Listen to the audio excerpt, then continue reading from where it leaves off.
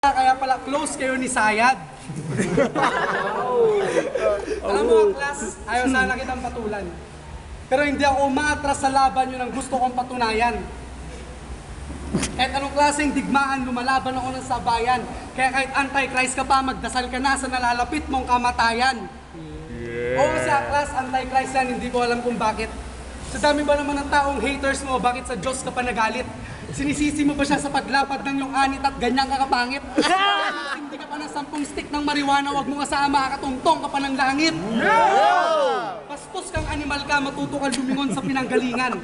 Sasakaling kita ng rosary, sasaksakin kita ng cross sa tagiliran. Tapos papainumin kita ng maraming holy water hanggang malasing ka. Para isang araw magising ka na naniniwala ka na sa Diyos at marunong ka na magsimba. Time, praise the Lord! Love you! First round, Love you too! Yeah! Palakpakan mo natin yung mga sarili natin ngayon. Palakpakan din natin yung bugok na kababayan nyo. Oh, buhok talaga yan. Ngayong gabi, ito ang pangalawang laban ko sa modernong balagtasan. Sino ang kalaban? Si Kiko? Yung maangas sa liga pero walang pangalan, walang bilang? Hoy! Pwe! Wala ka pa kinararating. Kaya wag kang umastan luni. Hindi ubasahan yung mga moves mo at pagtatarayin mo nung inopen mo pa kay Sheyi. Wala ka rin saan ka ng Ayala. Hindi ka Uchiha. Hindi ka si Sasuke o si Itachi. Kaya walang silbi ang iyong Sharingan ability. Dahil ito ay peke, hindi matindi. At hindi kami pwede magkamali. Ang totoo, batukan ka lang naman ni Paul at ni Ken, di mo yan may tatanggi. Yes. Sa susunod, ilaban nyo naman ako sa mayroong bira at tira. Hindi dun sa tira-tira na bira ng bira. Oh my God! Yan, ganda Next supremo! Tapat mo naman ako sa heavyweight side B.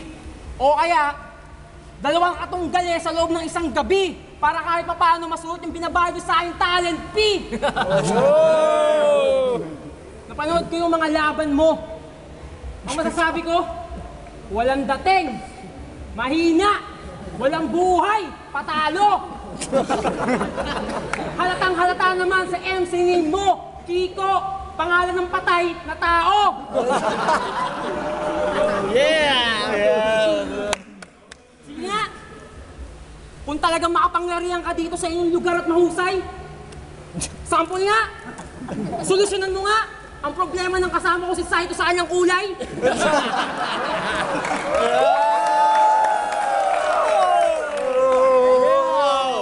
Bakit? Sige na please, baguhin mo naman sa kanyang bunganga ang ngipin na parang sungay. Ano, hindi mo kaya? Natural lang na hindi mo kaya. Kasi tulad ng hayop at insekto, pangkaraniwang organismo ka lamang sa mundo. Bistado ko na ang pagbabalat kayo mo sa kang hunyango. Kagaya nung hipokrito. At ngayon, yung mga sinasabi mo sa akin, kontra ako kay Jesucristo, oo, totoo yun, dahil hindi naman totoo ang Panginoon mo. Kung totoo siya, ipakita mo. Time. Time! Masama yun. Okay, round 2 para Masama yun. Dami Kasalanan mong sinasabi ang class. Oh, please. Papagamot mo sa akin yung kulay ni Zaito, hindi ako dermatologist. Tapos papatanggal mo pa ang kanyang ngipin na sungay. Paano mo ko matatalo puro ka lang ingay? Ito ang masasabi ko sa iyo, class. Magpapasikat ka dito, magsisigaw-sigaw, wala kami naiintindihan, umuwi ka na lang. Papapansin ka lang din, putangin na mo, magsalsag ka na lang. Salsal po. At akala mo, hindi ko alam na nag-stop over kayo sa Santiago. Yeah. Bumaba kayo doon, kaya dilat yung mata mo, tumira ka ng 2 bulto. Paingin naman yan. Ano pare, makunat ba? Maganda ba, gulong? Tangina pare, wala ko niyan, baka pwedeng patulong. Tangina mo, bariotic? Bakit sa Tugay ka lang ba nakakita ng shake sa Fruit Republic? Aklas. Sa tingin mo ba matatalo mo ako? Sagot, matatalo mo ako? Sagot. Ayaw mo sumagot, pipi na si Aklas. Putaya, tama talaga yung sinasabi niya. Ang pangalan mo dapat Baklas. Nadamay na siya dahil sa kagaguhan mo, sa kaadikan mo, sa damo. Kaya ang sasabi ko sa'yo, appear tayo. Time! Okay, round 2 para kay Aklas. Game! Alam mo ba? Naiinis na ako sa'yo.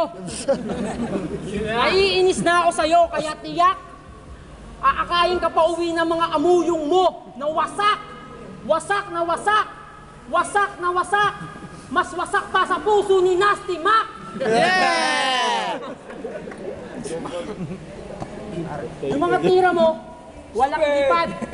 Yung mga atake mo, walang lipad. Parang inakay, ibon na walang pakpak. Yung mga pagkatake mo sa akin, hindi yan tatalab. Dahil katawan ko'y binubuo ng katawang, dahil katawan ko'y binubuo ng hindi kinakalawang na bakal.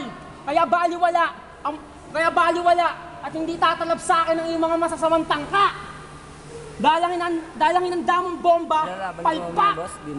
Ikaw mismo ang aaray at ikaw ang mapapahamak. At yung round 1 mo, yung matulis na round 1 na talata mo, yan mismo ang aking sa'yo isasaksak. Dagundong ng aking bersikulo'y parang kidlat.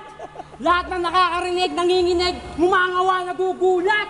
Ako ang dilubyong sumpa na nakabuntot sa iyong tadhana. Ako'y laging nakasunod sa iyong pagkatao, parang aninot kaluluwa.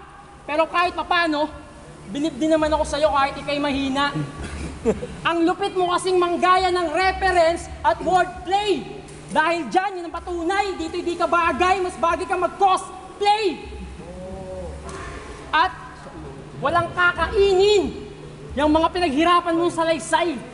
Ako'y brutal, lahat ng aking nakakabangga, aking kinakatay, hindi iwang hiwa-hiwalay, parang mapa ng Pilipinas. Ganyan trumabaw ang berdugong si Aklas. Time! Time!